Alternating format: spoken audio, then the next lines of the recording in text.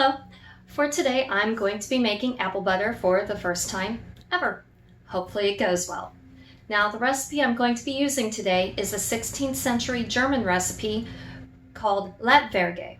And the recipe is from the German cookbook called Ein New Cookbook by Marx Rumpolt from 1581.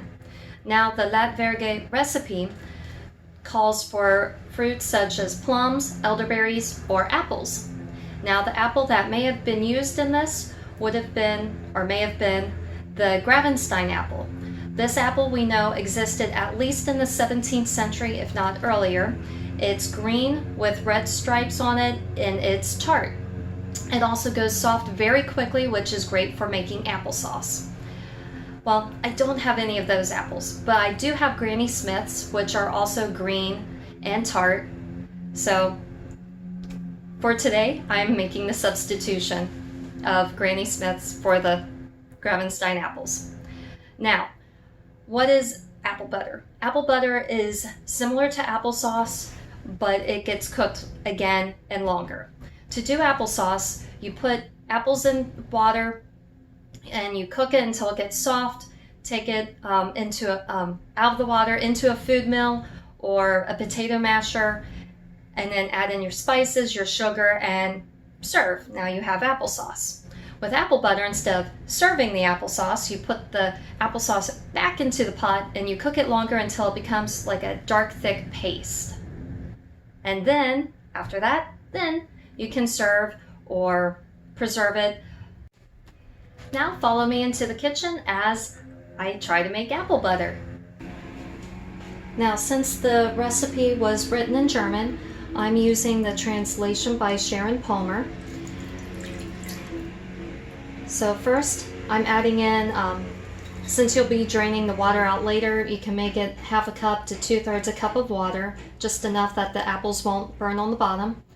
And now I've got 3 apples, and I picked the Granny Smith apples that had a hint of red in them to at least be a little similar to the Gravenstein apples. Now, personally, I like to peel the apples and then core them and slice them and put them in the pot. However, I'm also going to be using a food mill, which can also peel them, but I find this is easier.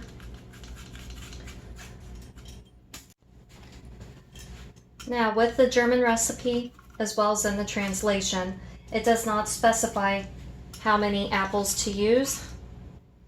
And then with the other ingredients, such as the cinnamon, the clove, and the sugar, it also does not give a ratio of how much to use.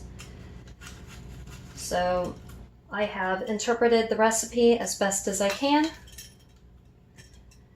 and we'll see how it goes. Okay, now I've got my apple peeled.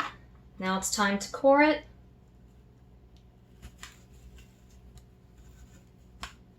And with this, I find with this particular type, I like to kind of circle around and make all of my slices first, and then push down.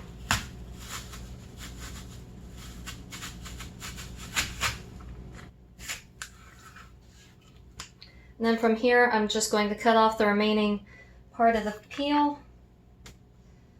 And then if there's any part of the core still right here, I like to slice that little bit off too.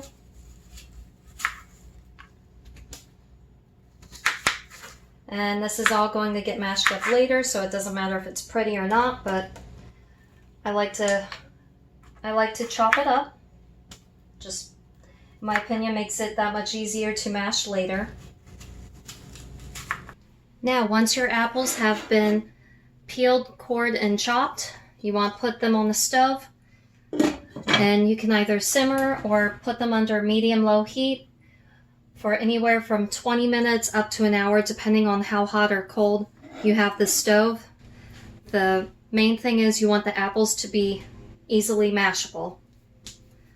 So I'll be back in 20 minutes.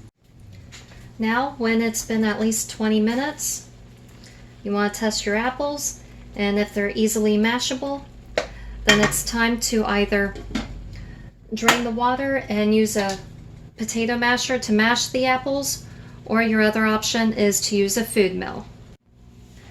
Now for this, I'm going to be using a food mill.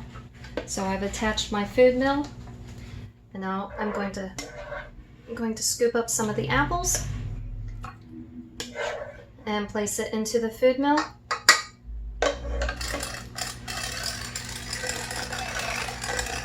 And now I'm just going to start spinning around. Now once you have mashed your apples, now you want to put them back in the pot.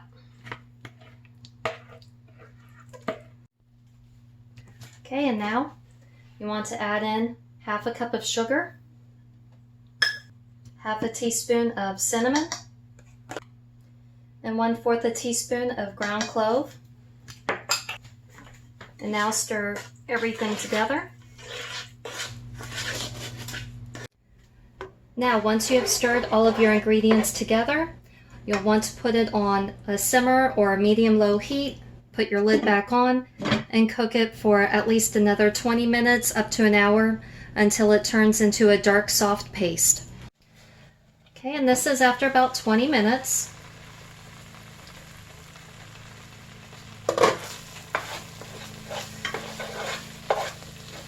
And periodically you do want to give it a good stir so that way it doesn't burn and stick to the bottom of the pan.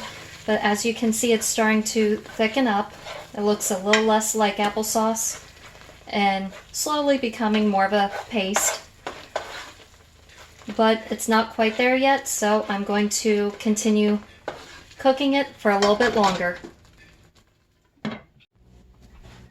Now once your apple butter has reached the color and texture that you would like, then go ahead and spoon it into a container, allow it to cool, and then put it in the refrigerator and enjoy. Thank you for watching. Please click on the link below if you want more information about the Latwerge recipe, or please feel free to ask, and have a great day.